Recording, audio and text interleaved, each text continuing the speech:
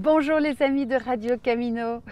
Sur le chemin, il m'est arrivé de me poser les mauvaises questions. C'est vrai qu'en arrivant au Mont-Saint-Michel, je m'attendais à trouver la révélation sur ce que je devais faire de ma vie, comment j'allais mûrir, comment j'allais transmettre, bref, des questions très fort axées sur le quoi.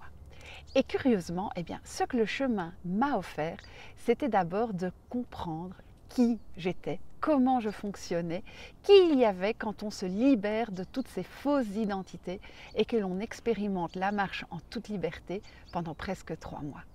C'est cette aventure que je vais vous raconter. J'espère que vous ne m'en voudrez pas d'être assez simpliste. Je ne suis pas une adepte du développement personnel. J'ai beaucoup de mal avec les concepts abstraits. Par contre, le chemin, dans cette concrétisation de finalement ce qui se passe à l'intérieur, c'est ce qui m'aide à évoluer et j'avais envie de partager tout ça avec vous. Cette découverte de moi, cette observation de moi, je vais la découper en 3 parties. La première, c'est d'abord l'observation de moi physiquement. Comment est-ce que le chemin me transforme? Une autre partie, c'est comment je marche, comment je fonctionne. Et une troisième partie, c'est comment j'interagis avec les autres quand je suis sur le chemin. Première étape de cette observation, c'est l'apparence physique. Alors, sur le chemin, je suis bien dans ma peau, je suis heureuse et instinctivement, je choisis des vêtements où je me sens parfaitement en harmonie avec moi-même. Paradoxalement, ce ne sont pas du tout des vêtements de marche que je vais choisir. Je vais mettre des longues jupes, je vais mettre des couleurs, je vais mettre des vêtements qui me rendent plus féminine. Et en fait, je me rends compte que c'est déjà un premier signe de qui je suis.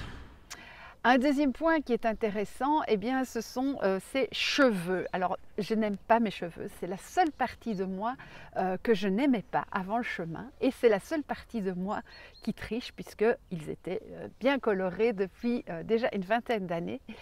Depuis que j'ai laissé pousser ces jolies mèches grises, je me sens beaucoup plus en harmonie avec moi-même. Et je me dis aussi que ça, c'est une fameuse leçon que le chemin m'apprend, c'est que l'authenticité, c'est ce qui me rend parfaitement heureuse. Deuxième volet de cette découverte de moi-même, c'est d'observer comment je fonctionne quand je suis sur le chemin. Comment est-ce que je vais tracer mon itinéraire, fixer mon cap, découper mes journées, est-ce que je vais planifier, est-ce que je vais me laisser la liberté.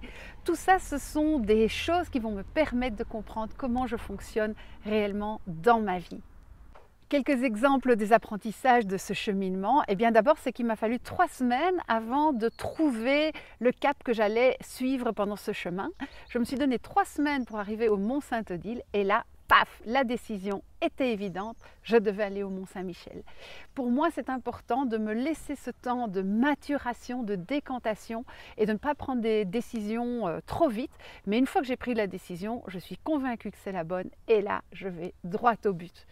J'ai appris aussi que j'ai horreur de faire des détours, que je n'aime pas suivre les chemins balisés, que je n'aime pas trop qu'on m'impose quelque chose, que j'aime bien choisir ma voie.